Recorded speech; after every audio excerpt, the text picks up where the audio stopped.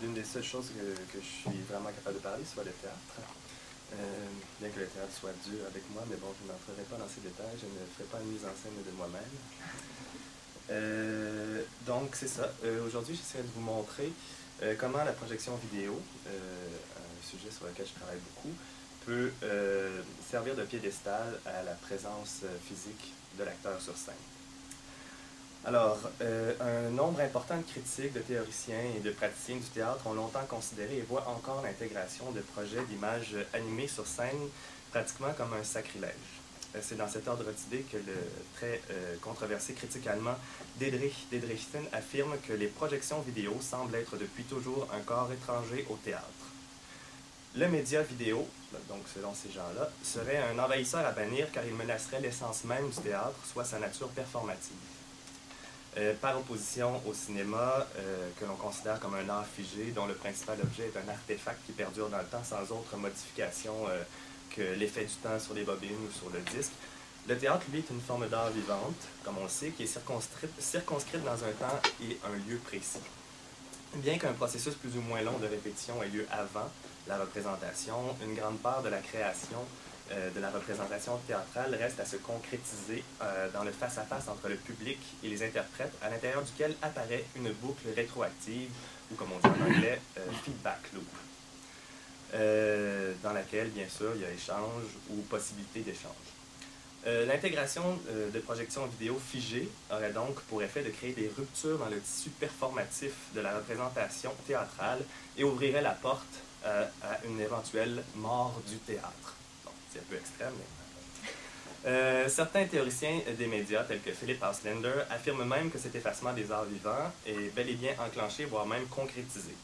Auslander prétend que dans les spectacles ou événements conçus pour la diffusion devant public, les événements pour la diffusion devant public sont aujourd'hui des produits de notre culture médiatique où la coprésence entre acteurs et spectateurs n'est plus un enjeu essentiel. Que le rapport interprète-spectateur ne se concrétise plus nécessairement à travers un contact visuel et auditif direct. Son hypothèse soulevée dans son ouvrage intitulé Liveness, Performance in a Mediatized Culture est appuyée par deux principaux arguments. Le premier est que les événements live sont aujourd'hui façonnés sur le modèle des médias reproductibles comme le cinéma ou la télévision. Je le cite.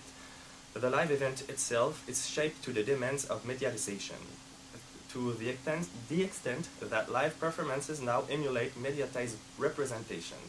They have become second-hand recreations of themselves as refracted through mediatization. Désolé pour mon mauvais anglais. Et donc, son deuxième argument, lui, dans son deuxième argument, il soutient que les événements live sont maintenant en grande partie construits d'éléments médiatiques reproductibles. Donc, soit l'amplification, soit la projection, soit la retransmission en direct. Et il dit, live performance now often incorporates mediatization such that the live event itself is a product of media technologies. Almost all live performances now incorporate the technology of reproduction, at the very least in the use of electric amplification, and sometimes to the point where they are hardly live at all. Bon, les arguments de Auslander se tiennent si on les confronte à certains types d'événements live, tels que les concerts de musique populaire, où des milliers de spectateurs se rassemblent pour entendre des voix amplifiées et voir des artistes apparaître sur écran géant. Dans ces manifestations artistiques populaires, la rencontre entre les interprètes et le public se fait principalement et presque uniquement par le biais de la présence médiée, live ou non. De plus, en raison des attentes du public, les représentations scéniques des chansons correspondent souvent à ce qu'on entend à la radio ou même à ce qu'on voit dans les vidéoclips. Des fois même, les vidéoclips sont retransmis sur ces écrans géants. Donc, à ce moment-là, la présence physique disparaît carrément parce qu'à ce moment-là, on ne voit que donc, le vidéoclip et si on est très loin, comme mettons au Centre Bell, on ne voit plus la personne on ne voit pas très bien la personne qui est sur scène. Cependant, d'autres types d'événements, comme les représentations théâtrales, échappent à la logique d'Auslander. Voilà pourquoi. Au théâtre, le face-à-face direct entre les interprètes et les spectateurs, soit entre le sujet percevant et le sujet perçu, demeure un fait indéniable. De plus, et c'est ce que nous tenterons de prouver ici, l'utilisation de médias reproductibles sur la scène théâtrale vise, dans un grand nombre de cas, non pas à diminuer l'importance de la présence de l'acteur, mais plutôt à rehausser et à lui octroyer une valeur supérieure. Nous montrons, grâce à quelques exemples tirés de 3 spectacles, comment les projections vidéo live et figées agissent comme un piédestal, un podium sur lequel est placée la présence humaine vivante. Les 3 œuvres théâtrales qui nous fournissent nos exemples sont les suivantes. Donc, Moi qui me parle à moi-même dans le futur, de et par Marie Brassard, présenté à Montréal en 2011.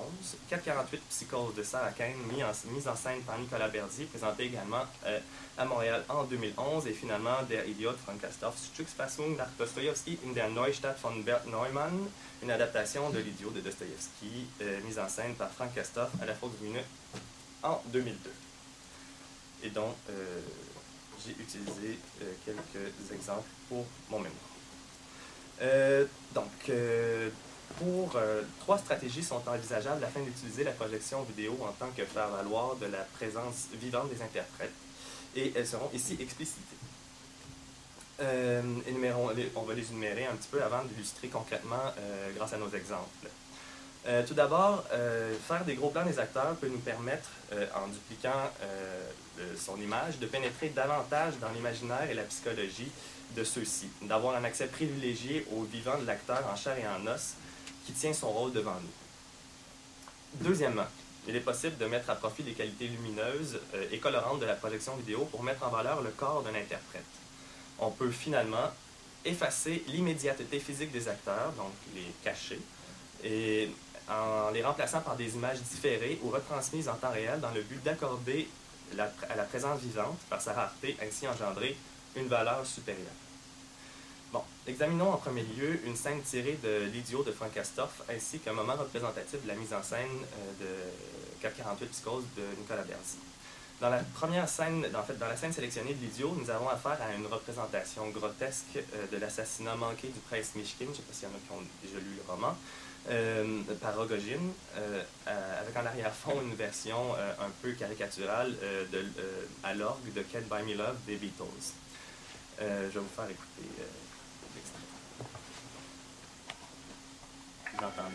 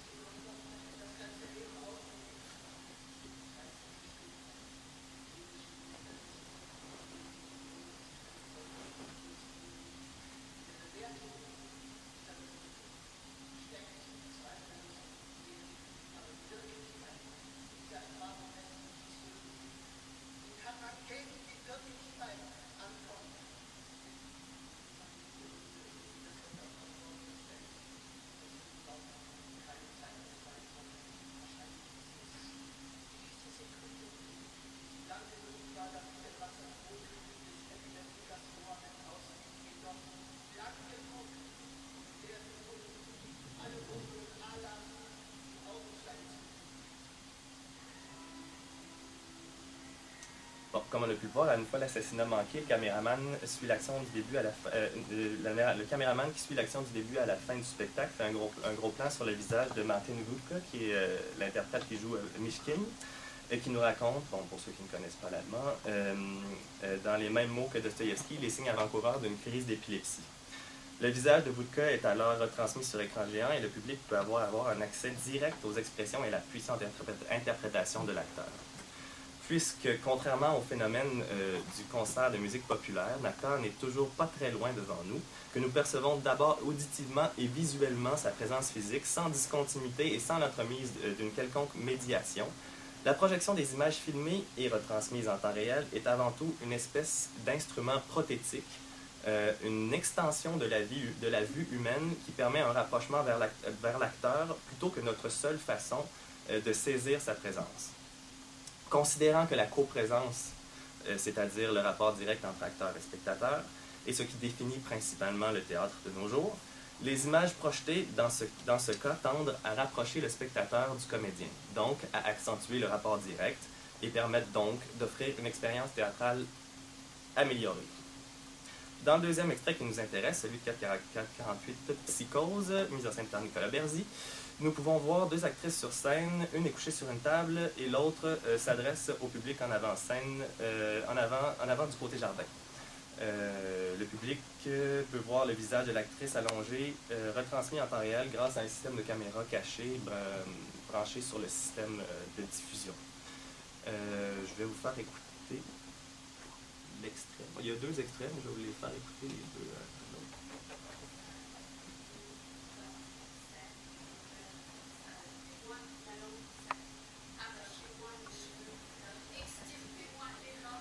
Donc, ce qu'on voit sur les bandes de tissu, c'est en temps réel. C'est l'actrice qui est couchée sur la table.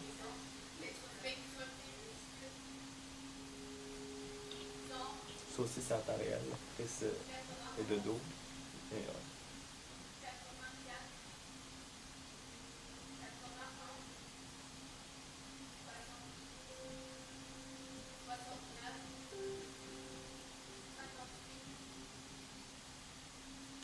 voilà. Alors, donc, son visage est dédoublé sur les deux bandes de tissu qui séparent la scène. On assiste d'abord au même effet que dans l'idiot, c'est-à-dire donc l'accentuation des traits, l'expression et de l'interprétation. Mais donc, la caméra accentue la liaison entre le public et l'interprète qui est déjà présente. Par contre, la duplication de l'image entraîne une seconde intensification de la présence de l'actrice. Le fait de montrer deux fois son visage, de multiplier son image, agit comme une figure d'insistance qui tend à imposer davantage de réalité physique de l'actrice. Pour terminer, un dernier effet d'intensification quand même assez intéressant de la présence dû au gros plan est à relever dans cet exemple-là. Les images de l'actrice allongée visent également à mettre en valeur la corporalité de l'actrice qui nous parle directement. Dans ce contexte, on assiste inévitablement à une compétition entre la présence médiée et directe. Ainsi, le simple fait de mettre ces deux présences en concurrence met en valeur l'idée même de la présence, puisqu'elle est au centre de l'affrontement. Sans avoir à dire qui remporte le combat, nous sommes contraints de constater que la présence globale des deux actrices prend davantage de force en conformité avec la situation. Terminer maintenant avec cet exemple. Nous allons faire maintenant un tour du côté du spectacle de Marie Brassard.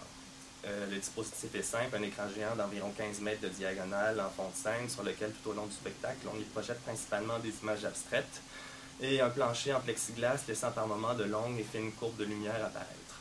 Au côté court se trouve le claviériste, de l'autre côté le guitariste et le régisseur sonore. En plein centre se tient l'actrice Marie Brassard qui nous parle au microphone.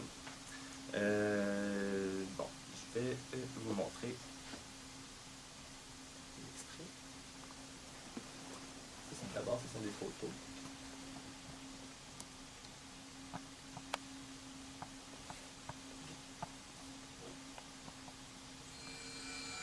Et le dessin de la ballerine a disparu. Faire place à un schéma tracé avec les traces de mes mains et de mes pas. Une phrase. Vous voyez, ça aussi, c'est retransmis en temps réel.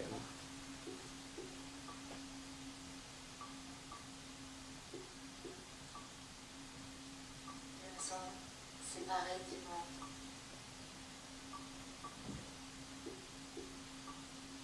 Je me sens silhouette du monde. Est-ce que tu connais cette chanson?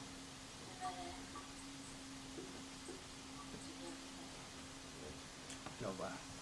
Donc, les images projetées de taille assez imposante, comme vous avez pu le voir, au lieu d'écraser la présence de l'actrice et de lui voler complètement la vedette, la monumentalise magistralement. En fait, malgré le fait que l'actrice soit la plupart du temps éclairée de face, le reflet extrêmement lumineux de la projection produit une espèce d'éclairage en contre-jour. Et cette contre-luminosité produit un effet final assez fascinant. Les images provenant du projecteur au-dessus de la salle, se dessinant sur l'écran au fond de scène, projettent par opposition la présence de l'actrice de la scène vers la salle, lui confère une force, une massivité, un aura assez considérable.